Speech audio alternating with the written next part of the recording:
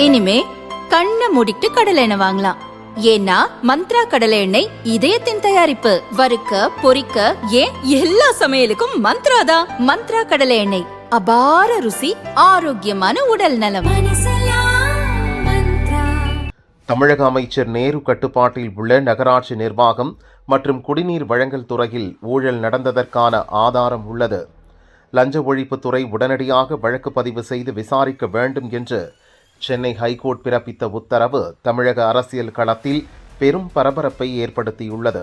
கடந்த ஆண்டு அமைச்சர் நேரு, அவரது சகோதரர்கள் ரவிச்சந்திரன், மணிவண்ணன் தொடர்புள்ள இடங்களில் அமலாக்கத்துறை அதிகாரிகள் ரெய்டு நடத்தினர். பல ஆவணங்களை கைப்பற்றினர். குறிப்பாக நேரு துறையில் பணியாளர்கள் நியமனம் செய்வதில் பல கோடி ரூபாய் லஞ்சம் நடந்ததை அதிகாரிகள் கண்டுபிடித்தனர். இது தொடர்பாக விசாரணை நடத்த 232 பக்க ஆவணங்களுடன் தமிழக டிஜிபிக்கு கடிதம் எழுதினர். அமலாக்கத்துறையின் கடிதம் மீது தமிழக அரசு நடவடிக்கை எடுக்காத நிலையில் அதிமுக எம்பி இன்பதுரை, மதுரையைச் சேர்ந்த ஆதிநாராயணன் தனித்தனியாக சென்னை ஹைகோர்ட்டில் வழக்கு தொடுத்தனர். இந்த வழக்கில்தான் நேற்று சென்னை ஹைகோர்ட் அதிரடி உத்தரவை பிறப்பித்தது. இதற்கிடையே கோர்ட்டில் காரசாரமான வாதம் நடந்திருக்கிறது. அது தொடர்பான தகவல்கள் இப்போது வெளியாகி உள்ளன. வழக்கு தொடுத்த அதிமுக எம்பி இன்பதுரை சார்பில் மூத்த வக்கீல் ராகவாச்சாரி ஆஜராகி வாதாடினார். நகராட்சி நிர்வாகத்துறையில் அமைச்சர் முதல் உயர் அதிகாரிகள் வரை மிகப்பெரிய அளவில் பணி நியமனங்களில் மோசடியில் ஈடுபட்டுள்ளனர். அமலாக்கத்துறை தகுந்த ஆதாரங்களுடன் கடிதம் அனுப்பியுள்ளது.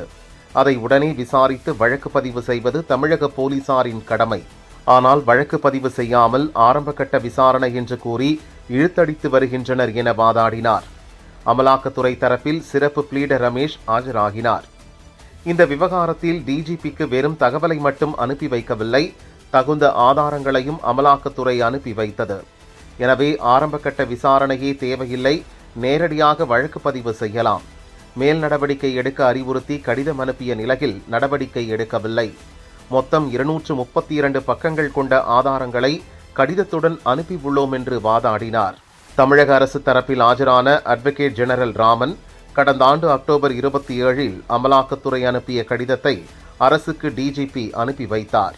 விரிவான விசாரணை நடத்த லஞ்ச ஒழிப்புத்துறை இயக்குநருக்கு அனுமதி வழங்கப்பட்டுள்ளது. இப்போது விசாரணை நடந்து வருகிறது.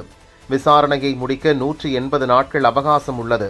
இந்த விவகாரத்தில் நேரடியாக வழக்கு பதிவு செய்ய வாய்ப்பில்லை. மனுதாரர் ஆதிநாராயணனுக்கு எதிராக 25 வழக்குகள் நிலுவையில் உள்ளன. அவற்றில் கொலை மற்றும் கொலை முயற்சி வழக்குகள் மட்டுமே 6. வழக்கு தாக்கல் செய்துள்ள நபர்களில் இன்னொருவர் அரசியல்வாதி. வங்கி மோசடி வழக்கில் அமலாக்கத்துறையால் பதிவு செய்யப்பட்ட வழக்கை கடந்த ஆண்டு ஜூலை 24 டிவிஷன் பெஞ்ச் ரத்து செய்துள்ளது என்றார். டிஜிபி தரப்பில் மூத்த வக்கீல் விக்ரம் சௌத்ரி ஆஜராகி, லஞ்ச ஒழிப்புத்துறையில் முதல்கட்ட விசாரணை நடக்கும் நிலையில் இந்த மனுக்கள் நிலைக்கத்தக்கது அல்ல. மனுதாரர்களுக்கு இந்த மனுவை தாக்கல் செய்ய அடிப்படை உரிமை இல்லை. எந்த வழக்கின் சோதனையில் ஆதாரங்கள் கிடைத்ததாக அமலாக்கத்துறை கூறுகிறதோ அந்த வழக்கு ரத்து செய்யப்பட்டு விட்டது என்று வாதாடினார். அனைத்து தரப்பு வாதங்களையும் கேட்ட நீதிபதிகள் அதிரடி உத்தரவை பிறப்பித்தனர். அதில் அவர்கள் கூறியது, தமிழக நகராட்சி நிர்வாகம் மற்றும் குடிநீர் வழங்கல் துறையில் நடந்துள்ள இந்த மெகா ஊழல் மூலம் கோடிக்கணக்கான லஞ்ச பணம் ஹவாலா முறையில் கைமாறியுள்ளது என்று அமலாக்கத்துறை அதிகாரப்பூர்வமாக குற்றம் சாட்டியுள்ளது. இந்த விவகாரத்தில் அரசு உயரதிகாரிகள், அமைச்சரின் உறவினர்கள், அரசியல்வாதிகளின் நெருங்கிய நட்பு வட்டாரங்கள், விண்ணப்பதாரர்கள் என பலருக்கும் தொடர்பு உள்ளது. முறைகேடாக பணியில் சேர்ந்து 6 மாதங்களாகியும் சம்பந்தப்பட்ட நபர்கள் மீது எந்த நடவடிக்கையும் எடுக்கப்படவில்லை. 10 ரூபாய் நோட்டை அடையாளமாக கொடுத்து அனுப்பி கோடிக்கணக்கில் லஞ்ச பணம் ஹவாலா முறையில் வசூலிக்கப்பட்டுள்ளது. இதற்கான ஆதாரங்களை வாட்ஸ்அப் உரையாடல்கள், ஸ்கிரீன்ஷாட் மூலம் அமலாக்கத்துறை நிரூபித்துள்ளது. தேர்வுக்கு முன்பே அழைப்பு கடிதங்கள் பகிரப்பட்டுள்ளன.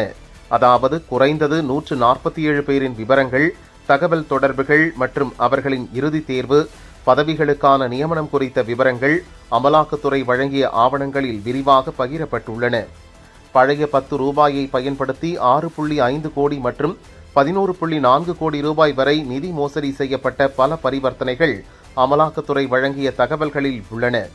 அமலாக்கத்துறை கடிதம் அனுப்பி 3.5 மாதங்களுக்கு மேலாகியும் தமிழக காவல்துறை வழக்கு பதியாமல் ஆரம்பகட்ட விசாரணை என கூறி காலம் தாழ்த்தி வருகிறது.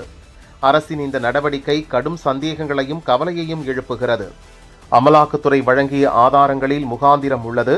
இத்தகைய முக்கியத்துவம் வாய்ந்த வழக்குகளில் அரசு கவனமாக செயல்பட்டிருக்க வேண்டும். எந்த தாமதமும் இல்லாமல் வழக்கு பதிவு செய்து விரிவான விசாரணையை நடத்தியிருக்க வேண்டும். வழக்கு பதிவு செய்து விசாரிப்பதில் ஏற்படும் தாமதம் வழக்குக்கு தீங்கு விளைவிக்கும். குறிப்பாக வழக்கு சார்ந்த ஆவண ஆதாரங்களை அழிக்க வாய்ப்புள்ளது. எனவே அமலாக்கத்துறை அனுப்பிய ஆதாரங்களின் அடிப்படையில் தமிழக லஞ்ச ஒழிப்புத்துறை உடனே வழக்கு பதிவு செய்து சட்டப்படி நடவடிக்கை எடுக்க வேண்டும். ஆதிநாராயணன் தொடர்ந்த வழக்கை தள்ளுபடி செய்கிறோம், இன்பதுரை தொடர்ந்த வழக்கை முடித்து வைக்கிறோம் என்று நீதிபதிகள் உத்தரவிட்டனர்.